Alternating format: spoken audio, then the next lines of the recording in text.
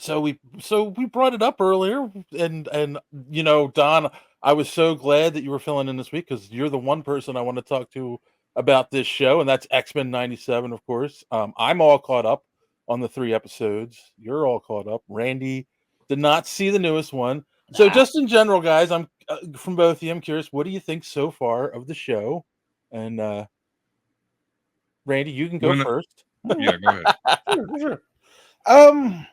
It definitely feels like a resurgence. I honestly didn't watch the old show when I was younger. I watched a few episodes, but I really wasn't an X-Men fan. I don't know why. That show seemed really serious, like really serious for a Yeah. cartoon back in '97. And I was like, yeah, I'll come back to this some other time. And then A now, lot of like now I'm characters. an adult, and it's like, oh, we're still serious. And I was like, oh, cool. But have you guys gotten a sense of humor at all? Kinda. But it's like, all right, still got cool action sequences, right? Yeah. Okay. Cool. I'll watch you when I get bored. Okay. That's where it is. All right, Don. Kudos to you, Dave, for letting him go first. We're gonna give you all the time. Go ahead. You have the floor. It is the most wonderful piece of content, comic book related, that I've seen since Deadpool 2 and Deadpool 1. And it's because the first animated series for kids was great, but now when I watch it, it's like it makes no sense as far as like how the fights play out. So it's good for the nostalgia, it's good for some Wolverine lines, but it just doesn't make much sense. This series makes sure that it makes sense, that it's like actually what I would read the X-Men do is now in animated form. And you could just tell how much Bo DeMeo loved this source material. And I know we'll talk about him in a little bit, but boy, is that unfortunate because I'm buying everything he is selling. And particularly with this episode 3, where they dealt with Cable's origin, okay? Yeah. The X-Men is convoluted as fuck. They managed to get his origin down in a way that is both easy to swallow for newbies and for people like me to say, okay, you streamlined it and I agree with it. So that in itself, the way they've treated Storm, by the way, like before she lost her powers, I mean, the way now everybody's like, oh, look, Cyclops is a badass. I'm like, duh. Like, we said that you last week. see what I'm Never talking stop. about now? Yeah. So like, I just love it because it's in the lexicon now of what we do. Everybody's loving it. The fucking anti-woke brigade shut the fuck up for like 3 days. Mike Zero, fix your fucking ceiling, buddy. Anyway. But they eventually was like, oh fuck, I gotta get to work. I gotta hate on something. Oh, X-Men woke. Yeah, and the fucking ocean is wet. So Well, and it's go funny. ahead. The thing I want to say to that is right. Like the main thing that I saw people freaking out about is the non-binary. Morph is non-binary, which And he first off, might want to fuck Wolverine. How about that? Does that ruin it well, for you? I mean, first, but here's the thing, right? Like number one, it makes sense because he can change right. to any person at any gender he wants to. But two, like, it's not the 3 episodes so far. There's nothing in your face about it, right? Like, Yeah. which Right. is the way you're supposed to tell stories like that. And like, I think people just freaked out before they even saw anything. That'd have been a If weird the episode of more anti-woke Spock right in the fucking camera. Like, if the anti-woke shitheads on Twitter and YouTube didn't fucking have a hissy fit over the whole binary comment, we wouldn't even know. Or non-binary we wouldn't even know. That's true. So I didn't know. Whatever. And do I want Wolverine to be gay or whatever, all that? Like, I don't care about none of that. In the comics, he's in a menage a trois thing with Cyclops and Jean Grey. So, I mean, come on. Yeah. It's just, it's a dumb thing. the only hatred of this show is for dumb reasons, from dumb people, and there you have it. I fucking love it. And All so, right. would you like me to break down what the differences were with the cable origin, or Sure. does everyone Well, understand all? Or Dave? yeah, I Yeah, mean, I'm okay. I don't care. I mean, it's interesting that they brought oh, I can't think of her name, the Goblin Queen, um, Ellen Pryor. Aaron Madeline Pryor in. Pryor. Like that shocked me right away when the clone showed up at the end of the second episode. I'm like, are they really going there? You know, and then of course it made sense, right? Like, because that is part of Cable's origin, right, in the comics, or at Mm-hmm. least Yeah, has it been Madeline Pryor. retconned, or is that still part of his origin in the comics? Okay, Nope, so go nope, ahead. not at all. What are the Good. big differences? Explain. Okay, the differences are that Madeline Pryor did not have powers. She didn't gain any sort of powers until after Cyclops had immediately dumped her as soon as he saw the real Jean Grey and her baby.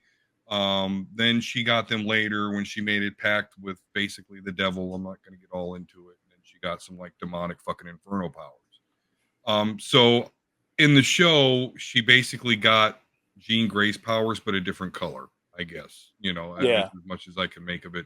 So, Sinister gave her those powers. Um, Outside of that, as far as Cable or Nathan Summers getting the technoganic virus, in the comics, Apocalypse gave that to him. right. So again, them streamlining it said Sinister totally makes sense. I mean, you got to feel bad for the kid. Like as soon as Sinister gets him, he just dumps him in the green shit. Like just closes him in. I was like, holy crap. As far as like them basically saying, okay, Cable has a techno-organic virus, we got to get him to the future.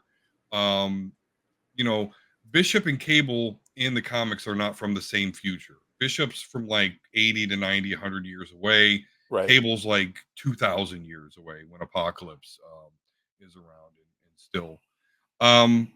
But I think everything they did to make it simple again. It all made complete sense. But those were really the major differences between what they did in the comics and what they did with this. Yeah. But what I like though, and Jay and my buddy Jay made this point on my podcast, Omega Love Nerds. That in the comics, Madeline does this crazy shit and becomes evil because of what Scott Summers did to her. So in the show, it's not really his fault. He never really Right. had to make that choice. So it's better that she didn't do that because of what a man did. Like it was she was doing it because fucking Sinister made her do it. Go crazy like that. So yeah, that's really the major differences. And I just what they did to streamline just totally made sense. And I'm like, holy crap, they actually delved into Cable's origin. It made it convoluted, but not way too convoluted, like it is in the comics. Yeah. One of my favorite theories is about the show so far, and I want to get your take on this, is that this is actually an alternate timeline from the original cartoon. I guess that would make a little bit more sense because there are things that they are retconning a bit here, Hmm. but the old show retconned itself, plot hole Yeah. itself and stuff. So yeah, I could see it's going to be. I mean, it is a part of the multiverse. We know that. So absolutely, it makes complete sense. Right, because like Plus, what is the explanation for Morph now doing his Exiles Age of Apocalypse look? So there are inconsistencies that we could say, yeah. right. His looks changed. Of course, Xavier really didn't die at the end of the last episode, but yet they're going with he's dead. Like, did he really die, or is that just cover? That is a question I have because obviously from the last series we know he went off with Alondra and the Shi'ar Empire. Right. But yeah, like Scott Summers is really like, oh, I'm bothered by the death certificate, and I'm thinking like, what do you care? It's fake, but Right. Yeah, Exactly. That's why I have those questions. Like you're they're talking me into it, Dave. They're playing it up in the show like he died, but if it's an actual continuation, like he didn't die. They know that, so why would he be upset? It's Maybe crazy. It he's is just upset by the Professor X. responsibility. Yeah. I was like, I don't know, because like I said, didn't watch their old shows, but now that I'm listening, I'm just like, okay, that's awkward. Because I was like, how do you get to young giant helmet, land of mutants, Xavier again? I'm confused by that one because I was like, the last thing I remember, he was in a wheelchair, and then now he can walk around and he does evil shit.